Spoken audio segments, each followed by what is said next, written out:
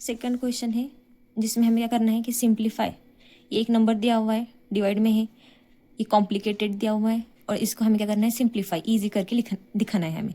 तो हम इसे सिंप्लीफाई कैसे करेंगे? देखो, सबसे पहले क्या हम इसको जो 27 और डिवाइडेड बाय 125 को ऐसे लिख सकते हैं क्या? 27 का क्यूब रूट और 125 क्यूब रूट। मैंने कुछ अलग नहीं किया हुआ, इसका भी मतलब वही है और इसका मतलब वही है। अगर हम ये पूरे का क्यूब रूट है ना, अगर हम इसे सेपरेट सेपरेट को दे देंगे क्यूब रूट तो इसका भी मतलब वही होगा। अब यहाँ पर आ जाने के बाद आपको क्या करना है कि इसको और सिंप्लीफाई करने के लिए इसके फैक्टर्स निकालने हैं। फैक्टर कैसे निकालेंगे? तो आपको मालूम है 27 का फैक्टर निकालेंगे तो ये 2 से डिवाइड नहीं होगा, डायरेक्ट 3 से हम क्या करेंगे, इसे डिवाइड करेंगे। 3 9 ज़ा 27, 3 3 ज़ा 9, 3 1 ज़ा 3। ओके, तो अब देखो हम इस 27 को कैसे लिख सकते हैं? 3 multiply by 3 multiply by 3। Okay, अभी हमने 27 का देख लिया। अब 125 की भी क्या निकालेंगे हम? फैक्टर निकालेंगे। यानी 125 को भी और कैसे लिख सकते हैं हम? सिंप्लीफाई कैसे करेंगे? तो हम इसे क्या करेंगे, 5 से क्या हो सकता है, ये डिवाइड हो सकता है। तो 5 2 ज़ा 10। ओके, यहाँ पर 2 बचा, 5 5 ज़ा 25।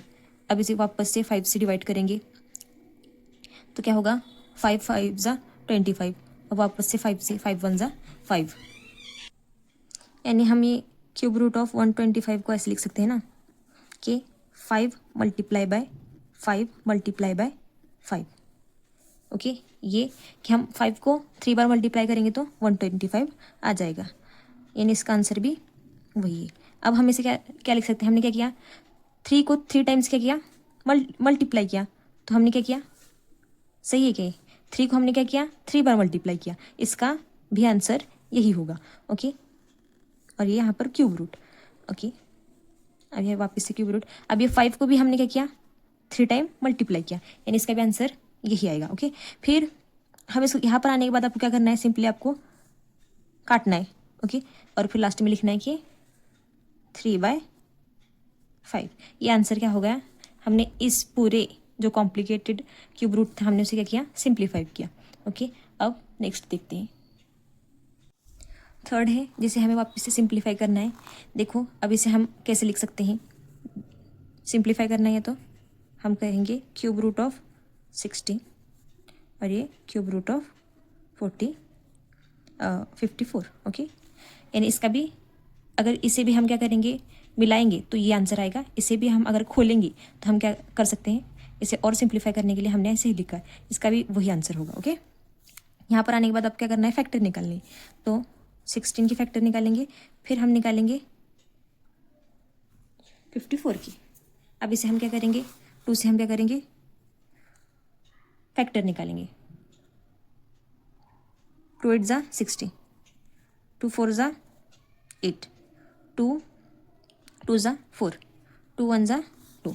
ये निकल गए 16 के फैक्टर। अभी अब 54 के अगर फैक्टर निकालेंगे तो हम इसे पहले डिवाइड करेंगे। 2 से डिवाइड हो सकता है ना, 2 2 2 ज़ा 4। ओके, एक बचा, 2 7 ज़ा। ओके, फिर अब इसको डिवाइड करेंगे तो 2 से डिवाइड नहीं होगा। फिर अब हम इसे 2 से नहीं करेंगे तो किससे करेंगे, 3 से करेंगे। 3 9 ज़ा, ओके 27, 3 3 ज़ा 9, 3 1 ज़ा 3। ओके, इसकी भी फैक्टर निकल के आ गए 54 की। अब इसे हम यहाँ पर लिखेंगे कि हम क्यूब रूट ऑफ 16 को कैसे लिख सकते हैं, 2 multiply by 2 multiply by 2 multiply by 2। Okay, और क्यूब रूट ऑफ 54 को लिख सकते हैं 2 multiply by 3 multiply by 3 multiply by 3।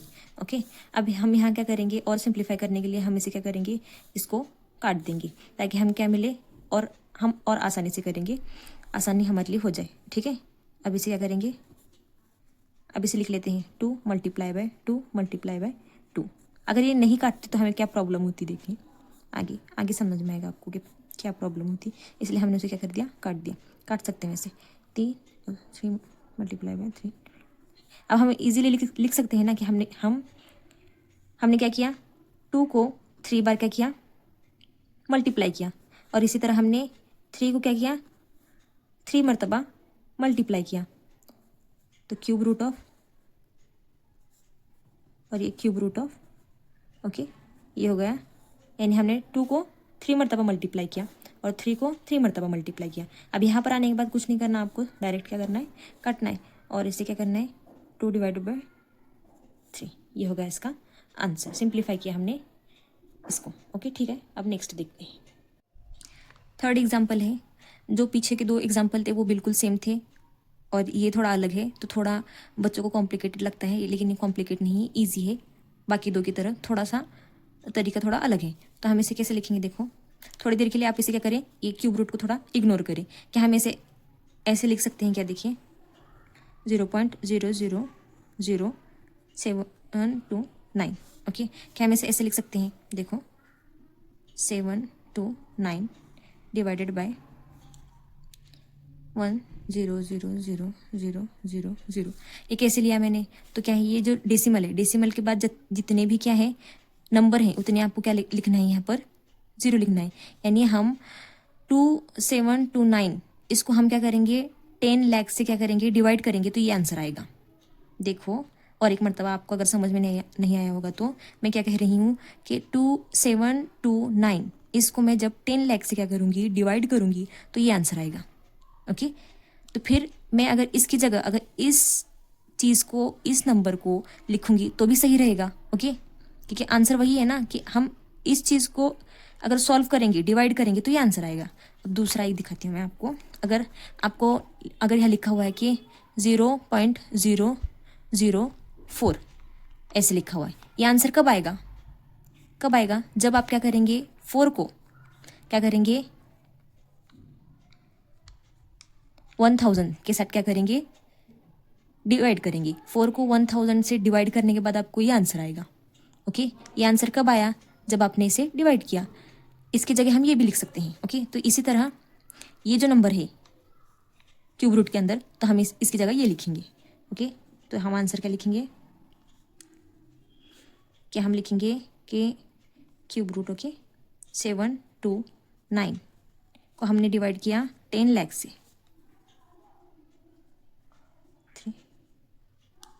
Okay, ये हो गया, ओके। डेसिमल के बाद जितने नंबर है आपको उतने क्या करना है, 0 लिखना है। अब इसे हम सेपरेट लिख सकते हैं, जैसे हमने पिछले बार भी किया, पिछले 2 क्वेश्चंस में किया। अब इसे क्यूब रूट 729, ओके, फिर इसका भी क्यूब रूट, ओके, 10 लाख का भी क्यूब रूट। अब इसे यहाँ पर आने के बाद हम क्या निकालते थे, फैक्टर निकाल देते। अब मैं डायरेक्ट आपको फैक्टर निकाल के दिखाती हूँ।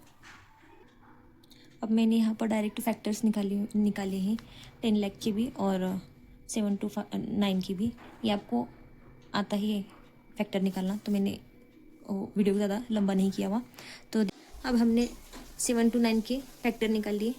अब इसका क्यूब रूट क्या है, कैसे निकालेंगे, बोलने का मकसद क्या है कि इसका क्यूब रूट क्या है, तो इसका क्यूब रूट है, और इसका 10 लाख का क्यूब रूट क्या है, जब हम क्या करते हैं 5 मल्टीप्लाई बाय 5, 2 2 ज़ा 4, ये होगा 20, ये होगा 100। तो यहाँ पर आंसर आएगा 100, यानी 10 लाख का क्यूब रूट होगा 100 और इसका क्यूब रूट होगा 9/10, ओके। ये लास्ट में फाइनल में आंसर आ गया। अब इसे हम और सिंप्लीफाई कैसे कर सकते हैं और कैसे आसानी से लिख सकते हैं, तो मैंने आपको यहाँ पर ऊपर दिखाया हुआ था। अगर हमें कोई चीज़ ऐसे दी हुई है, अगर हमें इसे डिवाइड करना है तो ऐसे आंसर आएगा। तो कैसे आएगा, 0 फिर पॉइंट फिर 0 फिर 9, 2 डिजिट क्यों, क्योंकि यहाँ पर ओके 2 0 है और ये 9 लास्ट में, ओके। ये हो गया आंसर कंप्लीट।